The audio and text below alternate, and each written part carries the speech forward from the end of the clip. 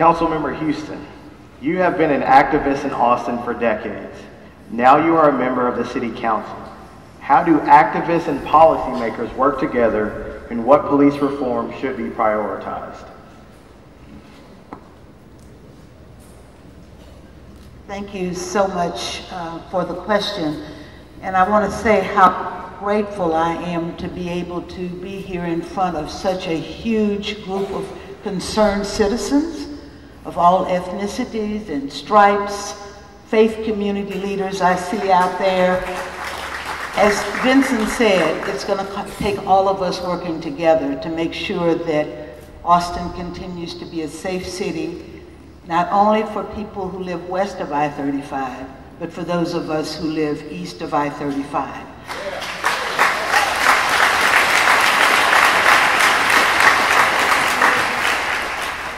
Yes, I've been an activist for a long time. Thank you, for several decades.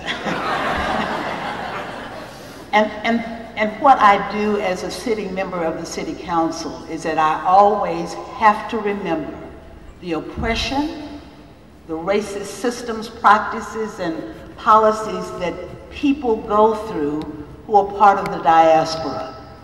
And it's also a class who don't have the kinds of resources to pay for high-priced attorneys are the ones that get stuck away in jails and are killed because they don't have that kind of intellectual resources or financial resources.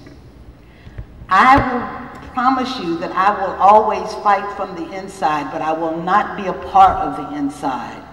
When things are racist, I have to call them as it is. That happens almost every other day in City Hall. I'm having to say there's an equity issue here that we're not addressing. We will not get past this point until, as a city, we acknowledge that we have racist systems that continue to operate in Austin, Texas.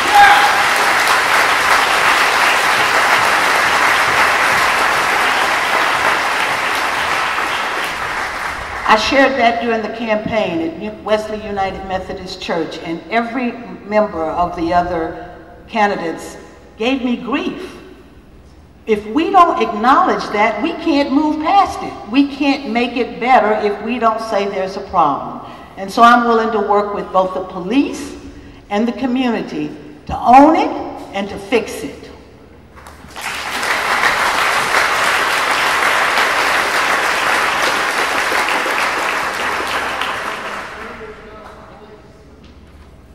I forgot to say, Mayor Adler was asked about the body cameras. On the budget concept list, I put body cameras on there so that we can get body cameras now and get the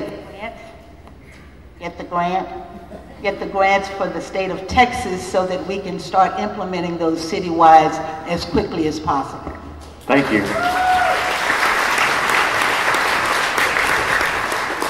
NAACP President Nelson Linder, you have been calling on the police for decades to make reforms. Outside of body cameras and community policing, what policy changes should we be talking about, and how does the community get more involved? Let me also mention that I also work with a lot of families, not just police. For example, Spear King called us first. Jesse Owens called us first. Michael Clark called us first. Kevin Brown called us first. Those folks had no money. Let's get the record straight here. We've been there outside of the legal system in our communities. That's important. Let's go back in time. In 2003, a young fellow named Jesse Owens Jr. was killed on Tillery Street. Remember him? 2003. We forget our history. He was shot 4 or 5 times. There was no weapon involved. Police officer was indicted. Well, at the end of the case, the indictment was thrown out by then DA Ronnie Earls. He called it insufficient. That was one of the biggest travesties ever committed in this city, where DA contradicted his own grand jury. We accepted that. But here's the point I want to make. That grand jury was led by a former Austin police officer named Freddie Maxwell. Here's what they said to the city of Austin. They said there's a double standard in this city. We want you to address it at your commissioner's court, your city council, police department, your DA, police monitor. In other words, we all have a shared responsibility. If DAs don't get indictment, they're not enforcing the law. It's not about community relations. Black folks are not being given equal protection of the law. That's a constitutional violation. That means that DAs, either past or current, must enforce the law. That means when a cop breaks the law, they should be indicted and eventually convicted.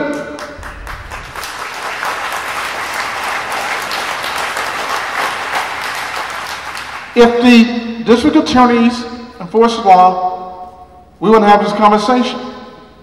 So the question is, yeah, we need to talk to the police, but also our commissioner's court, our DAs, our district representatives, the FBI. Everybody has a role to play. And so we're a little bit confused. We need to attack everybody and say, look, do your job. Final point. There's a case called Tennessee versus Garner that occurred in 1985 by the Supreme Court. It's very clear. It tells you how you use force. You can't shoot fleeing fellas in the bank. Can't shoot folks who are unarmed and no threat. That's a Supreme Court case. So the question is, if it's a national case, why is it not being enforced locally? It's not being enforced. So the problem is, the answers are already here.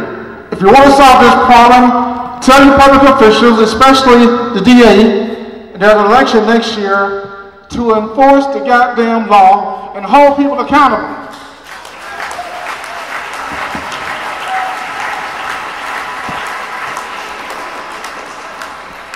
Thank you, Nelson.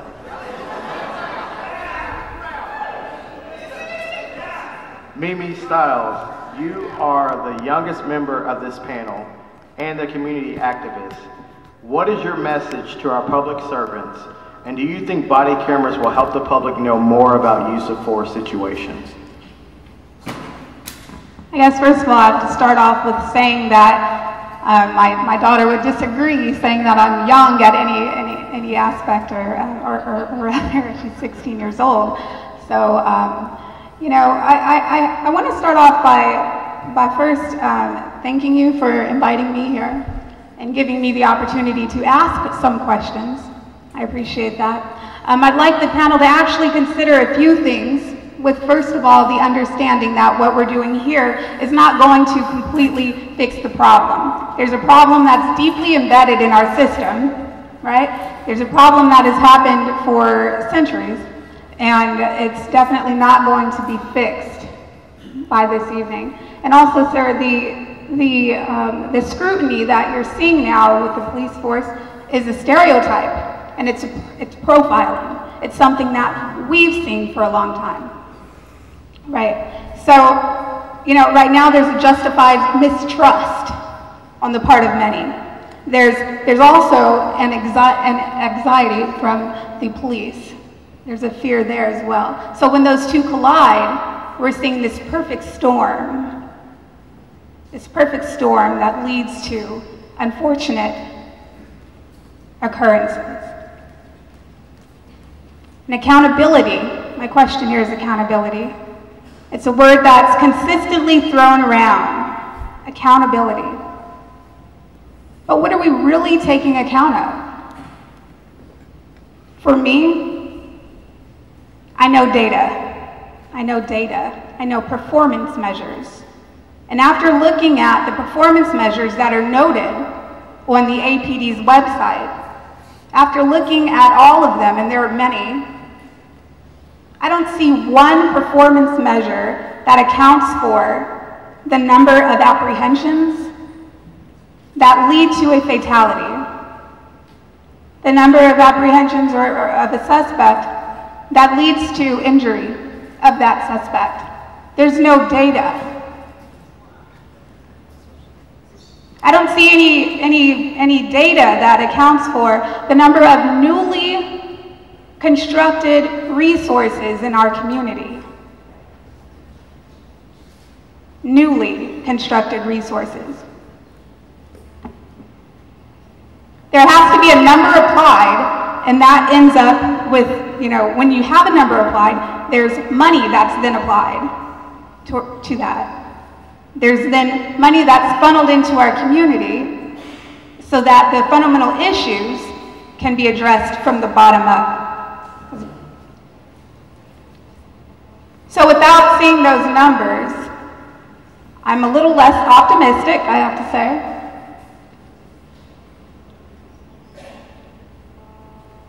And not only that, but I also have to say, what is the methodology? Who is being surveyed to even supply these numbers? Who's being surveyed? So we need a voice. There's plenty of folks out here that don't have the opportunity to get online, to even understand performance measurement and how they really do run what, you know, what's going on. There's no, you know, are these surveys being brought to the folks out on the east side that have no way to let you know how they feel? I don't know. The only survey that I've seen actually was the survey that I received on Facebook from Chaz Moore from the Austin Justice Coalition, which I'm a member of as well too. So I'd like to see the numbers. Show me the numbers. Thank you.